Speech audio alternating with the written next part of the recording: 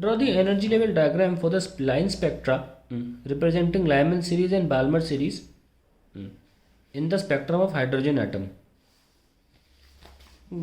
देखते हैं यहाँ पे 30A, तो बना लेते हैं।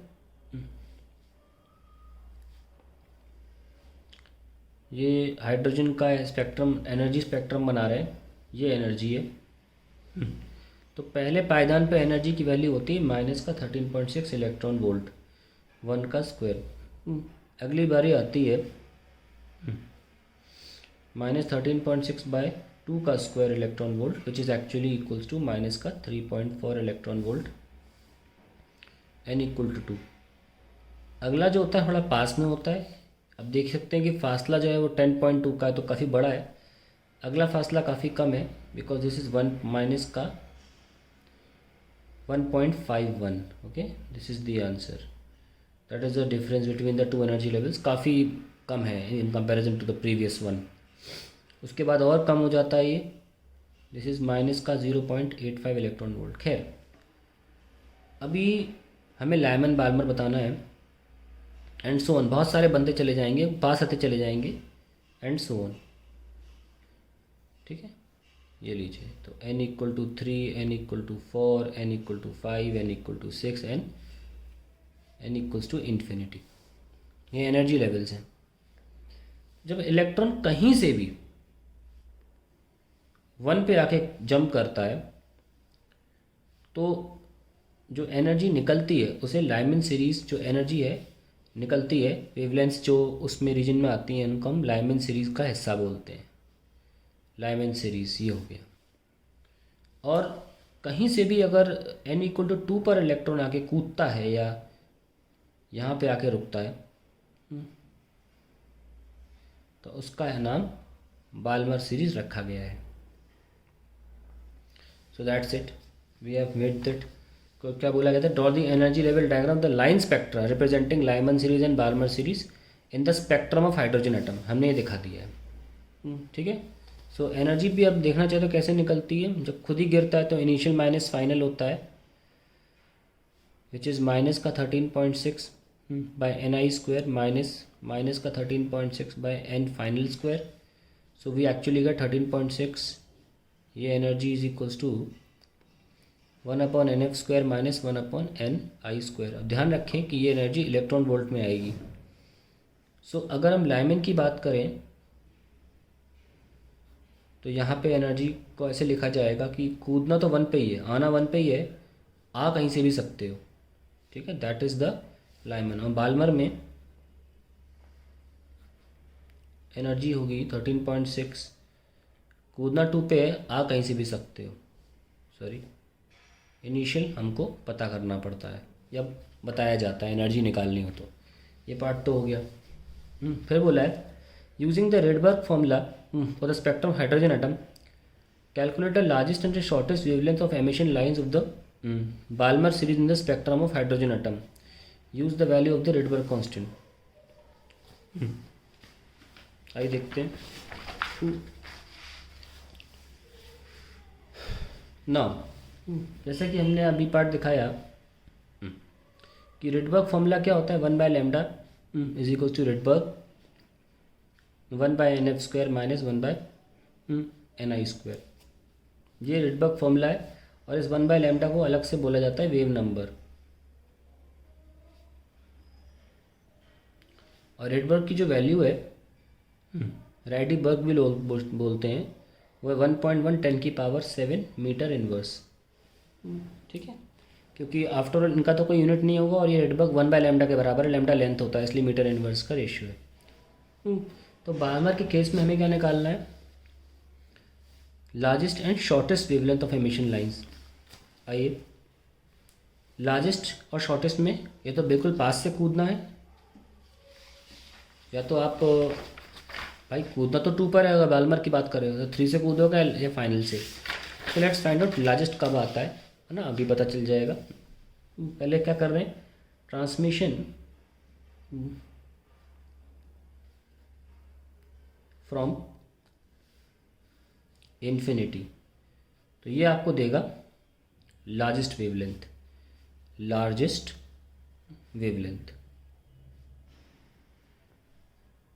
देखते हैं। सो 1/λ इज इक्वल्स टू 1.1 10 की पावर 7। फाइनली कहाँ कूद रहा है 2 पे और कहाँ से इन्फिनिटी से। So we 1/λ is equals to 0 हो गया। 1.1 10 की पावर 7 अपॉन 4 दैट इज 0.23 बच रहा है 7 28 एंड 5। या फिर हमें जब लैम्डा ही निकालना है तो अभी उल्टा कर दो इसको, 4/1.1 ज़्यादा सही रहेगा, 10 पावर -7। ठीक है, तो ये कसम 3 से 33, 11 3 33 बच रहा है 7, 11 6 66 बच रहा है 4 3 एंड देन 6, 10 की पावर -7 और lambda is 3636 angstrom. Okay, this is the wavelength I am getting. Okay, lambda is equals to 3636, sorry shortest wavelength आएगा, ये मैंने गलत लिख दिया, तो शॉर्टेस्ट वेवलेंथ। ठीक है, अब हम ट्रांसमिशन कहाँ से कराएंगे, इन्फिनिटी से कूदा लिया, अब बारी है कहाँ से कूदने की, बाजू से। For transmission from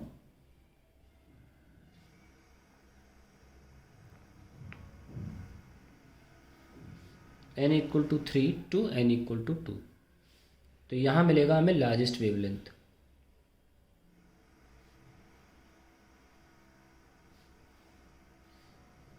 one by lambda is equals to Rydberg constant 10 power 7।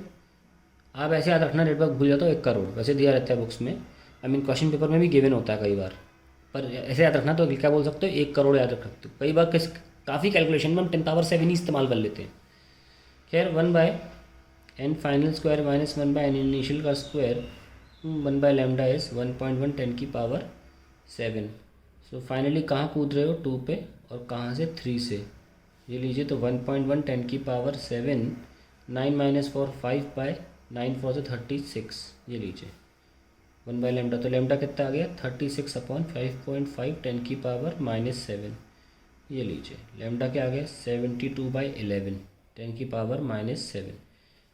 11 6 66 बच रहा है 6, 5 से 55, 5 4 से 54, 44 6, तो 5, ये आएगा 10 पावर -7 और lambda is equals to 6545 angstrom. Remember that, आप देख सकते हैं कि एनर्जी एक्चुअली में क्या होती है, hc बाय लैम्डा, और डेल्टा ई भी तो कुछ ना कुछ लैम्डा का ही फॉर्म होगा। That means change in energy is inversely proportional to lambda. तो जिस भी ट्रांसमिशन में ज़्यादा एनर्जी का चेंज होगा उस ट्रांसमिशन वेवलेंथ छोटी मिलेगी। आप देख सकते हैं ज़्यादा एनर्जी का ट्रांसमिशन, जिसे हम बता सकते हैं आपको सिंपल सी बात भाषा में, कि अगर आप नॉर्मली देखें तो जो थर्ड एनर्जी ऑर्बिट होता है n इक्वल टू 3 के लिए, उसकी वैल्यू होती है -1.51, और जो 2 होता है उसमें होती है -3.4। अब इनमें ज़रा डिफरेंस निकालने की कोशिश करें अगर आप, तो कितना आएगा, हमेशा फाइनल माइनस इनिशियल करें तो -3.4 माइनस का 1.51, फाइनली 2 पर आ रहे हो 3 से, so you getting -3.40 1.51 not 1.89 and we are not concerned with negative positive, just concerned the value 1.89 आ रहा है। ऑन द अदर हैंड अगर इन्फिनिटी से ट्रांजिशन होगा, for n equal to infinity, E infinity जो 0 होता है, and for n equals to 2, so E होगा तुम्हारा n equal to -3.4।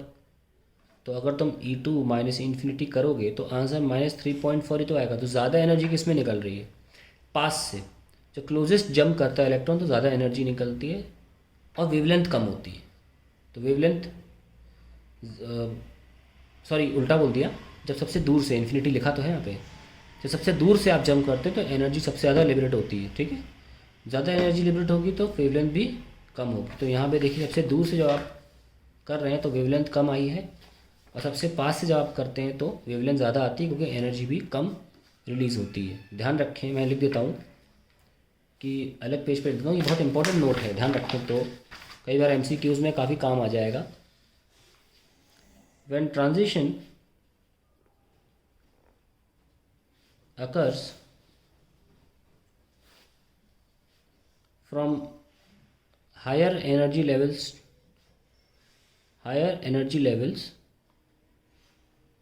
then energy released is also higher. Energy released is also higher, and corresponding wave